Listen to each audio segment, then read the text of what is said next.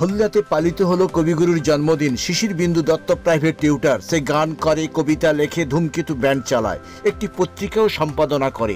হলদিয়া ব্রজলাল চকে 7ই মে বিশ্বকবি রবীন্দ্রনাথ ঠাকুরের জন্মদিন উপলক্ষে তার ছাত্রছাত্রীদের নিয়ে সংস্থার বার্ষিক অনুষ্ঠান ও কবি প্রণাম করলেন।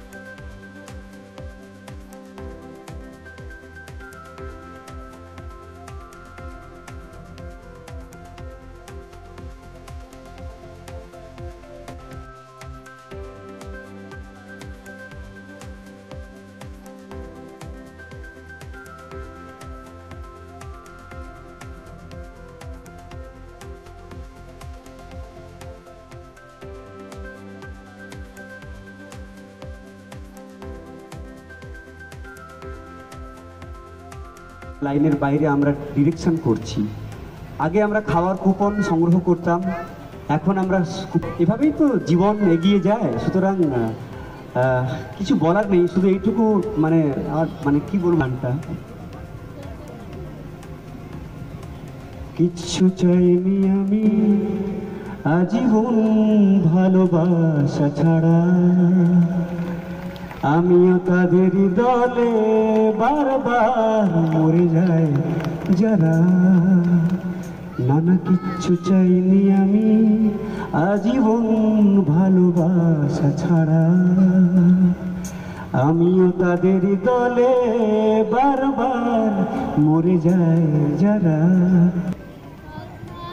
বলবি কি রে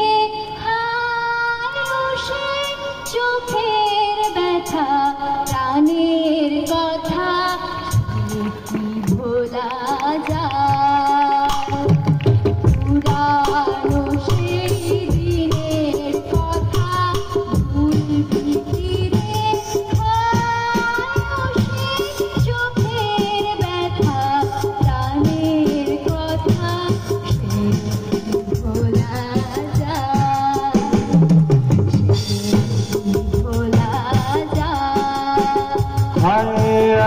আরেকটিবার আয় রে সখা প্রাণের মাঝে আয়, মোরা সুখের দুঃখের কথা কব, প্রাণ জুড়াবে তাই।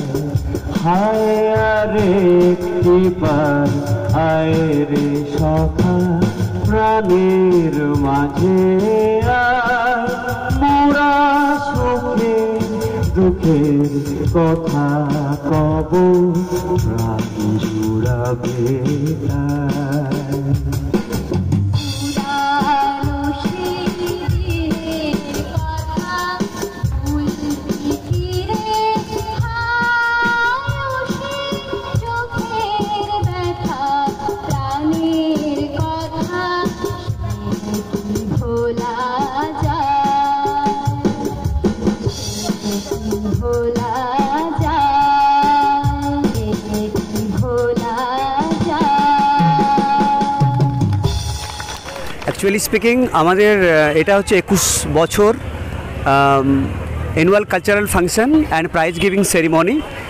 আর এটা করছি আমরা ইংলিশ পেরুজাল 21 বছর ধরে।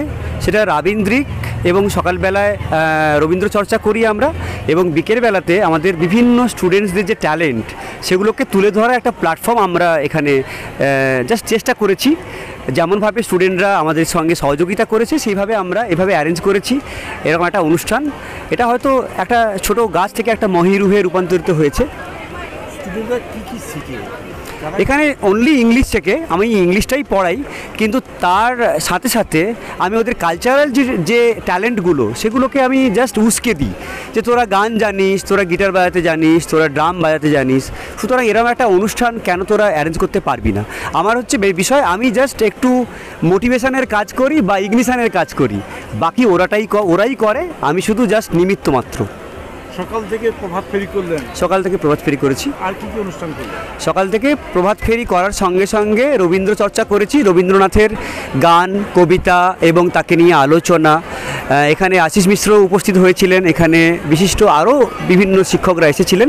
তারা এসে আমাদের মধ্য দিয়ে আমরা শুরু করেছিলাম। যদিও আমরা প্রতি বছরই গাছ লাগাই, একটা করে গাছ আমরা প্রতি বছরই রোপণ করি। যে গাছটা টবে লাগানো হয় সেই গাছটা আবার তুলে কোনো একটা জায়গায় সেটা ট্রান্সপ্ল্যান্ট করা হয়। শুধু গাছ লাগানো হয় না, গাছের পরিচর্যাও করা? অবশ্যই। যে গাছটা আমরা আজ থেকে 10 বছর আগে লাগিয়েছি সেটা অনেক বড় হয়েছে, আমাদের এলাকাতেই গাছটা রয়েছে। সুতরাং এটা শুধু নয় যে গাছ লাগিয়েই আমরা যে আমাদের যে কর্তব্য বা আমাদের যে অ্যাক্টিভিটিস সেগুলো শেষ করে ফেলেছি তা নয়। আগামীকাল রবীন্দ্রনাথের জন্মদিন, আজকের কেন প্রোগ্রামটা করলেন? একদম ঠিক কথা, একদম মানে সাংবাদিক আপনাকে অনেক ধন্যবাদ জ্ঞাপন করছি, কারণ এই কোশ্চেনটা আমার প্রাপ্তি ছিল। এই কোশ্চেনটা হচ্ছে অ্যাকচুয়ালি আমাদের 8 তারিখেই প্রোগ্রামটা হতো, কিন্তু আমাদের মাননীয় মুখ্যমন্ত্রী তিনি আজ কালকের এইচএসের রেজাল্ট ঘোষণা করার কারণে আমাদের প্রোগ্রামটাকে অ্যাডভান্সড করতে হয়েছে। চিরকালই আমরা 25শে বৈশাখ করি, কিন্তু এবছর আমরা 24শে বৈশাখই করছি, কিন্তু সেই আঙ্গিক বজায় রেখেছি। কতজন স্টুডেন্ট আপনার রয়েছে, তারা কতজন স্টুডেন্ট আজকের এই অংশগ্রহণ করলেন? সকাল থেকে এখনও পর্যন্ত প্রায় 60 জন তো প্রায় অংশগ্রহণ করেছে, এখনও প্রায় 30 জনের মতো অংশগ্রহণ করবে, এরকম একটা ব্যাপার আছে। মোট কত স্টুডেন্ট আমরা? 230-40 হবে। আজকের দিনে যখন ডিজে বাজছে, রবীন্দ্রসঙ্গীত বিকৃত হচ্ছে, হারমোনিয়াম তবলা ছাড়াই এখন গান বাজনা চলছে, সেখানে যে শিক্ষক হিসেবে কি বলবেন? না, সবটা হয়তো আমি মেনে নিতে পারি না, তবে কিছু ইনোভেশন হচ্ছে যে গানগুলো হয়তো পাবলিক শুনতো না, কিন্তু ওই ডিজে বলুন বা রিমিক্স বলুন, ওর কল্যাণে কিন্তু কিছুটা তো কানে যাচ্ছে। তাতেও তো রবীন্দ্রনাথকে কিছুটা মানে আগে যারা শুনতো না তারা তো ওভাবেও শুনছে, কিন্তু আমি মনে করি যে পুরোটা যে ভুল বা পুরোটা যে বিকৃত তা নয়। আমার এটা অ্যাকর্ডিং টু মি, আমি একজন রবীন্দ্রসঙ্গীত প্রিয় মানে শিল্পী হিসেবে বলতে পারি যে এটা হওয়াটা ভালো, কিন্তু ব্যাপারটা অনেকটা অন্যদিকে চলে যাচ্ছে। ডিজে বা তার মাঝখানে কোনো কথা হচ্ছে, রবীন্দ্রসঙ্গীতের যে মূল ভাব, মূল যে সুর, সেটা কিন্তু সত্যি বিকৃত হলে আমাদের সত্যি কষ্ট হয়। এটা আমার বক্তব্য। এটা বন্ধ হওয়া উচিত। আর সার্বিকভাবে আমি শুধু রবীন্দ্রসঙ্গীত নয়, গানের যে ডিজে হচ্ছে এটা কমপ্লিটলি বন্ধ হওয়া উচিত। এটা একটা, আমি মনে করি যে এটা একটা করাপশান অফ মিউজিক বা অপসংস্কৃতি। আপনার নাম? আমার নাম গৌরাঙ্গ মোহন পাল। আমি শিশির বিন্দু দত্ত নামে লিখি আর তন্ময় নামে গান বাজনা করি। আমাদের একটা ব্যান্ড আছে, হলদিয়া ধূমকেতু ব্যান্ড। কেক আর পেস্ট্রিতে জিবে জল সপারি, ওয়াও আশাতে লাজবাব নিউ বিদ্যুৎ বেকারি, টিপটপ টিফিনে और हैप्पी पार्टी নিউ বিদ্যুৎ বেকারি মানডে টু সানডে ছোট বড় সবার পছন্দ একটাই নিউ বিদ্যুৎ বেকারি প্রতিদিন চাই চাই